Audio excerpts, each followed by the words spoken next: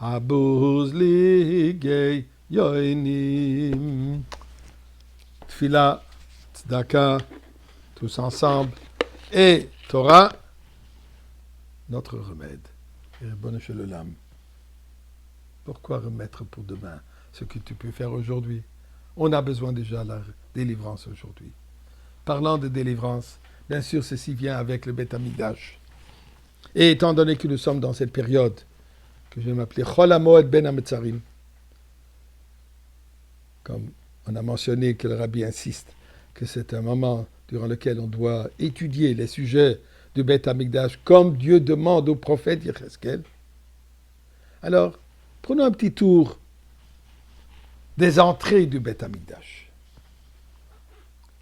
À l'époque de Shlomo HaMelech, le roi Salomon, l'emplace la montagne sur laquelle le Beth Amikdash est construit, on l'appelle Har HaBayit, Har HaMoriah, n'était pas très large.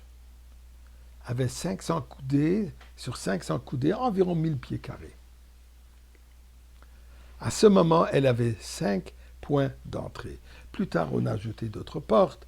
La Mishnah discute 7, 12, 15, peu importe. On ne va pas rentrer maintenant là-dedans. Mais voyons les 5 portes originales. Au sud, il y avait 2 portes qui s'appelaient porte de Hulda. À l'ouest, la porte Kifonus. Au nord, la porte de Tedi. Et à l'est, la porte de Shushan. Plus tard, quand le roi Hérode, Hordus, il a agrandi la zone du mont du temple et a ajouté encore 3 portes supplémentaires sur le côté ouest. Le point central de cet emplacement, bien sûr, était le Beth Amikdash, le Saint-Temple. Le reste de l'endroit de la montagne, du mont du Temple, comprenait diverses pièces de bâtiments, incluant, bien sûr, toujours l'étude de la Torah.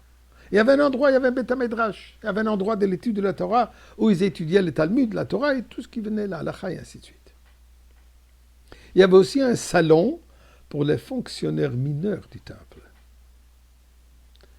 Toujours craignant une attaque, une salle d'armes en cas d'invasion des ennemis. Souvent, il fallait faire des réparations au Beth Amikdash. Donc, il y avait besoin d'une salle d'outils pour des travaux de réparation. Ainsi que la salle des trompettes. La salle de la trompette, le chauffard, que l'on utilisait à Rosh Hashanah à différents moments, et régulièrement, tous les Shabbats, la veille de Shabbat, sonnait le chauffard pour annoncer que le Shabbat arrive bientôt.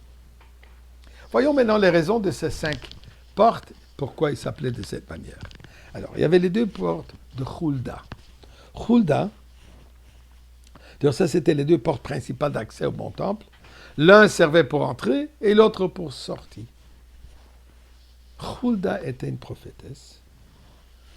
Vers la fin du premier temple, environ 460 ans avant l'ère commune, et Hulda était assise dans cet endroit afin d'encourager les femmes juives qu'elles renoncent l'idolâtrie, qu'elles renoncent leur comportement incompatible avec le Beth Amikdash, avec Torah et Mitzvot.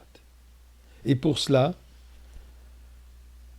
quand on a reconstruit le deuxième Beth Amikdash, ils ont nommé ces 2 portes au nom de Hulda Nevia. Ensuite, la porte de Kifonus. C'est quoi Kifonus? Kifonus en grec veut dire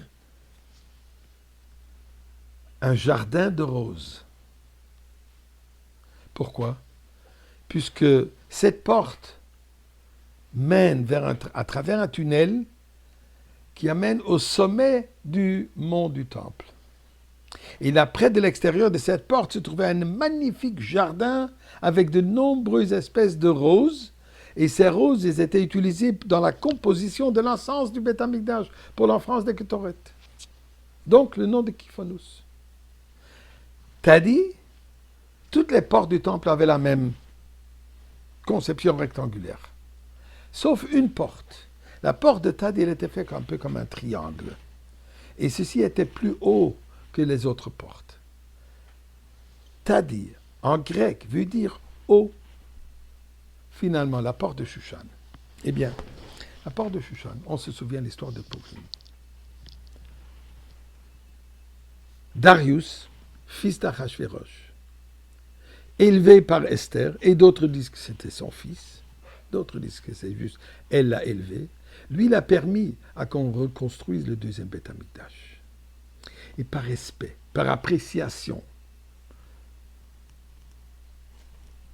au empire perse, leur ville principale, la ville de Shushan, ils ont fait une sculpture sur cette porte de la ville de Shushan. Et pour ça, cela s'appelait Shushan. Eh bien, Ribono Shel Olam, nous, donne-nous déjà le Beth Amikdash, le troisième Beth Amikdash, complet, préfabriqué.